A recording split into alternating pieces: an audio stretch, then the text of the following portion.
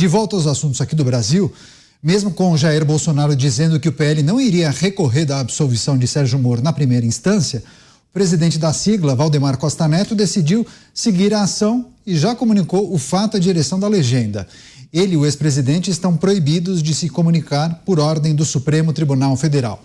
Valdemar diz fazer parte do jogo político, recorrer ao Tribunal Superior Eleitoral e que houve uso do dinheiro do PL no caso, tornando obrigatório seguir até o fim com essa ação. Vou começar essa com o Cristiano Beraldo.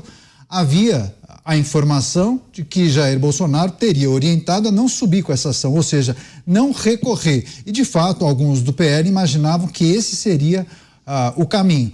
Mas não, Valdemar Costa Neto disse que é preciso seguir o que manda o contrato com os advogados, já havia esse tipo de previsão, trata-se do jogo e ele reafirmou que sim, a vontade de Bolsonaro e a orientação ia no sentido contrário.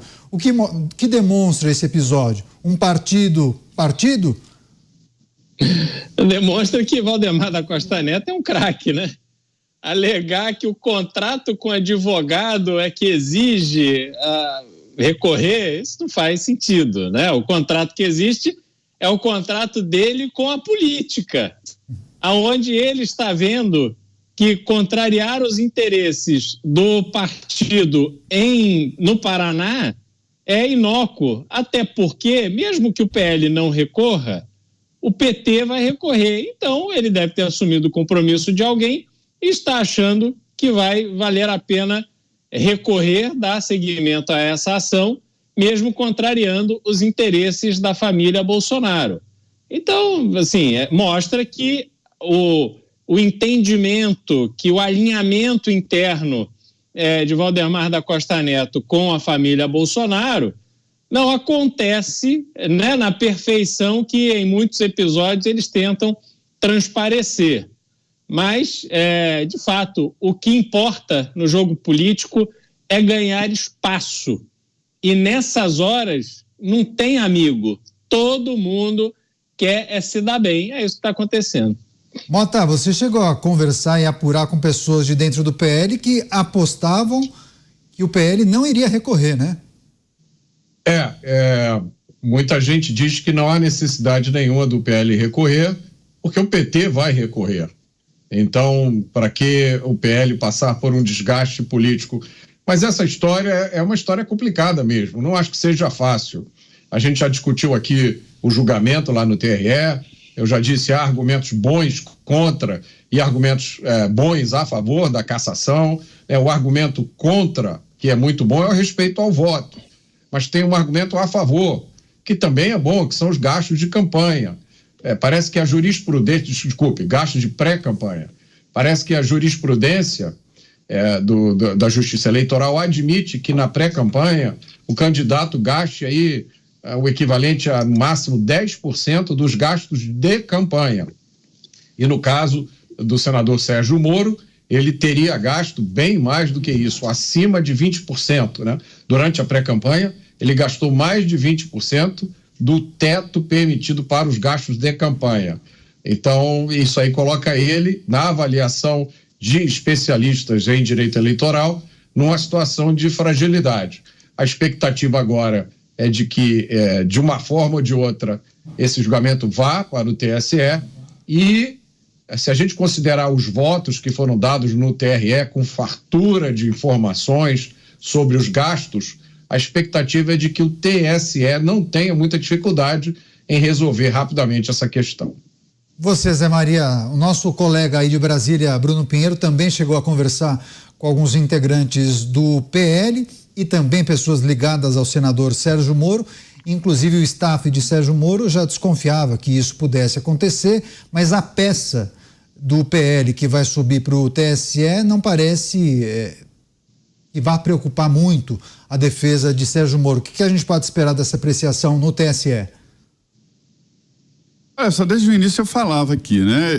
Eu conversei com alguns representantes do PL e dizia, não se deixa nada pelo caminho. Foi a frase que eu ouvi do PL.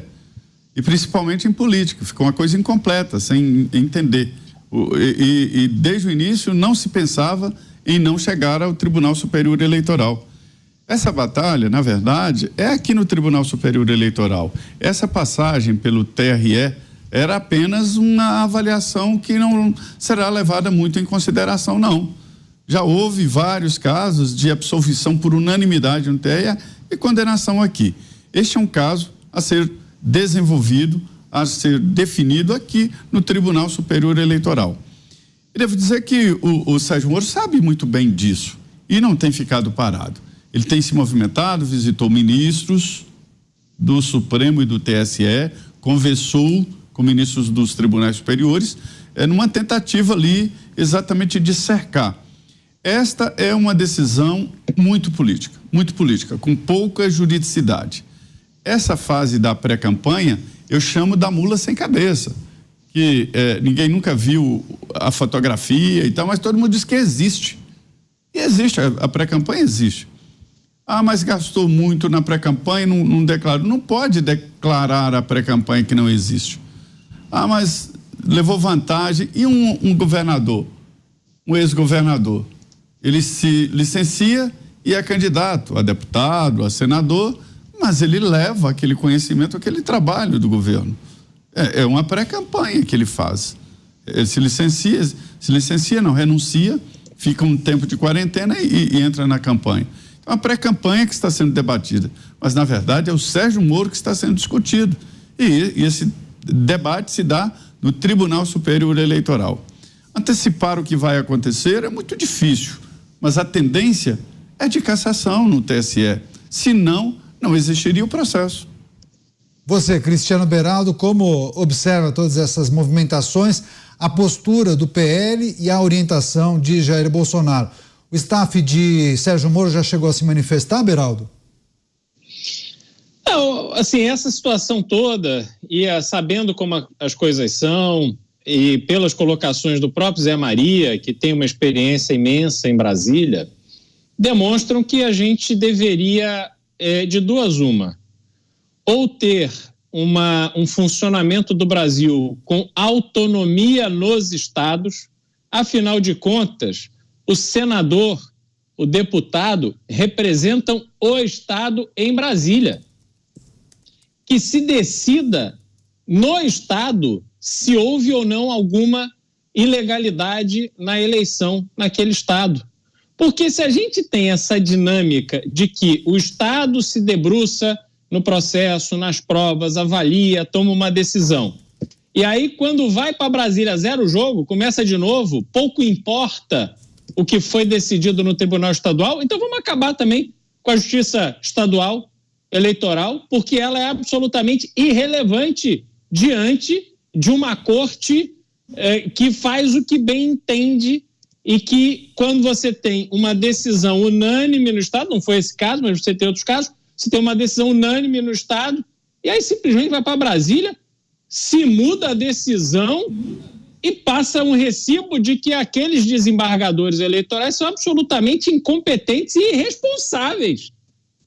Porque não pode uma decisão unânime simplesmente ser virada ali como se nada tivesse acontecido antes. Essa é a minha preocupação. E nesse caso específico, o Mota citou jurisprudência e tal, mas na verdade a lei não coloca regras sobre despesa de campanha. Não há uma referência de X% do valor permitido para a campanha que pode ser gastado na pré-campanha. Antes que houvesse, mas não há. Até porque, se esta for essa lei, essa regra, né, não é lei, mas se houver uma regra que será considerada, apesar de subjetiva, para este caso, aí, em nome da democracia e da igualdade de condições de eleições, isso tem que ser revisto e aplicado em todas as candidaturas, absolutamente todas. E aí eu quero ver se as despesas, por exemplo, de Eduardo Leite no Rio Grande do Sul, que era pré-candidato a presidente, depois resolveu concorrer a governador do estado, eu quero ver se também ele atendeu a essa regra de despesas de pré-campanha. Mudará tudo. Teremos vários eleitos que não farão jus aos seus mandatos. E aí eu quero ver. O que não pode é ser seletivo. Isso é que me preocupa. O Beraldo mencionou o Mota. Pode fazer um complemento, Mota? Depois a gente traz um outro destaque. Eu não poderia concordar mais com o Beraldo. Eu acho que tem que ser aplicado para todo mundo mesmo. Agora, o problema, Beraldo, é que a legislação é muito complicada, né? A legislação eleitoral é assim, joga para cima, se cair na mesa, eu sou a favor, se cair no chão, eu sou contra. Não há como você aplicar nada, porque cada cabeça é uma sentença. E, como eu já falei aqui, isso torna os políticos reféns. Todo mundo que é candidato vive na insegurança. Não, você pode, 2 anos depois que você tomou posse do seu cargo, você pode ter a sua vida virada de cabeça para baixo. Eu concordo, e por isso que eu defendo, primeiro, a simplificação radical da legislação, que, pelo contrário, cada dia fica mais complicado.